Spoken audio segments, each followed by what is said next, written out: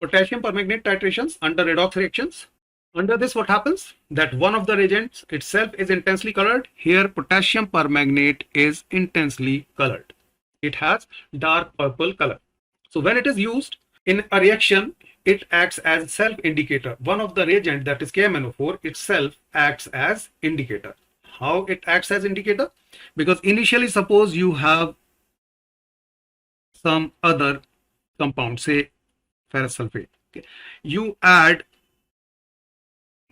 potassium permanganate, which is of purple color, dark purple color, drop by drop. If the reaction is not complete, then initially the KMnO4 will react with Fe2 plus and purple color will disappear. So initially, because we have Fe2 plus here, if we add KMnO4, that will react with this one and purple color will disappear. But when this Fe2 plus is consumed completely, there is no Fe2 plus. So when there is no Fe2 plus, it is consumed completely.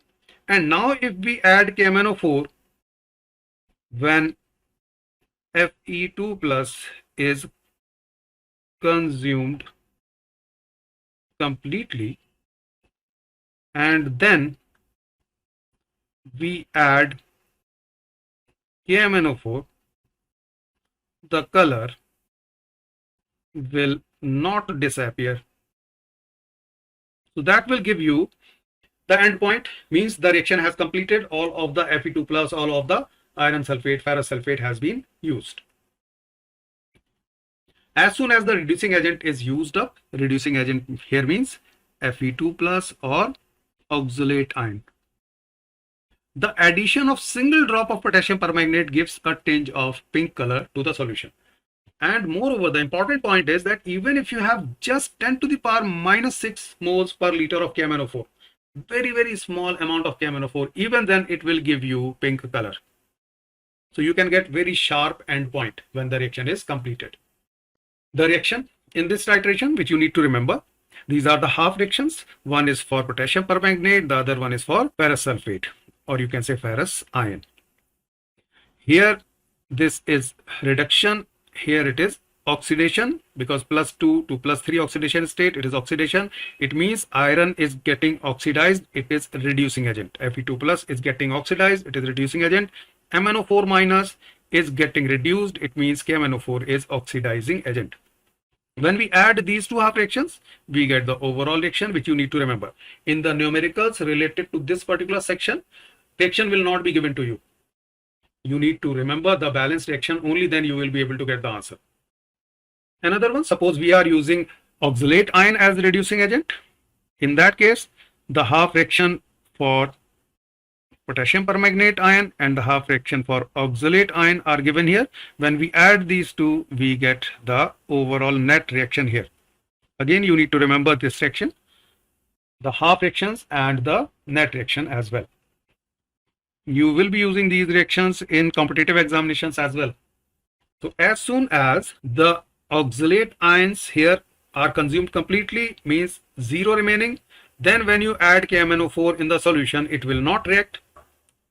No reaction will take place in that case.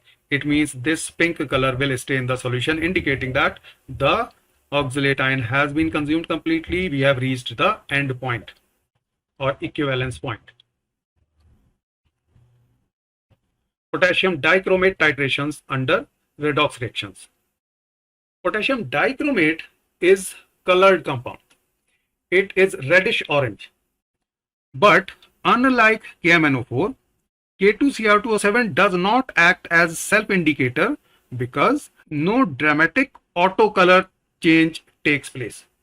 So there is no dramatic color, means in case of potassium permanganate, even if the concentration is 10 to the power minus 6 moles per liter of KMnO4, this will result in pink color.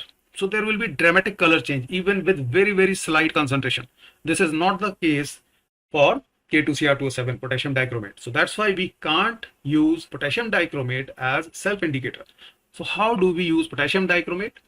In these titrations, indicators such as diphenylamine, N-phenylanthranilic acid, or potassium ferricyanide are commonly used. And in your syllabus, you don't need to remember any other indicator. Only these three you need to remember. But you have to remember these. In potassium dichromate titrations, indicator is not actually K2Cr2O7, although it is colored reddish orange. Indicator is diphenylamine or N-phenylanthranilic acid or potassium ferricyanide. So what happens here? For example, K2Cr2O7 oxidizes the indicator diphenylamine just after the equivalence point to give intense blue color. In case of potassium permanganate, the color change is from no color to pink color. And that pink color is from the KMnO4 itself. So that's why self-indicator. But in case of K2Cr2O7, it is color changes to intense blue color. And that is due to the oxidation of indicator, that is diphenylamine. Both K2Cr2O7 and KMnO4 are oxidizing agent.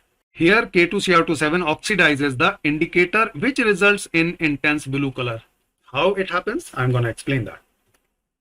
The chemical equation showing Cr2O7 as an oxidizing agent is this one. This is half reaction indicating how the K2Cr2O7 is acting as oxidizing agent. If it is acting as oxidizing agent, it means it is getting reduced itself.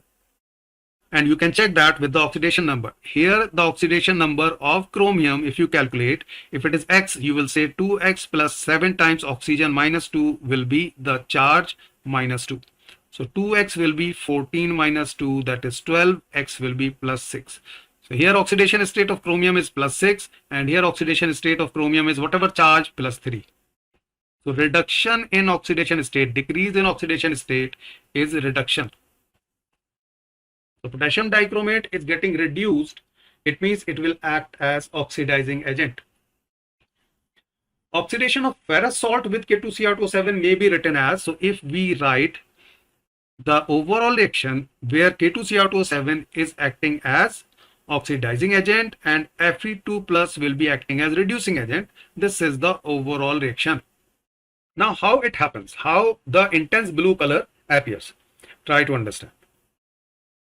In the beaker, suppose you have the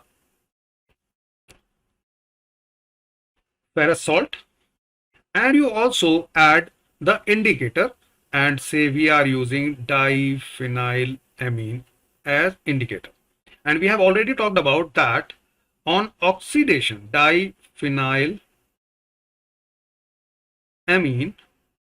on oxidation gives us intense blue color.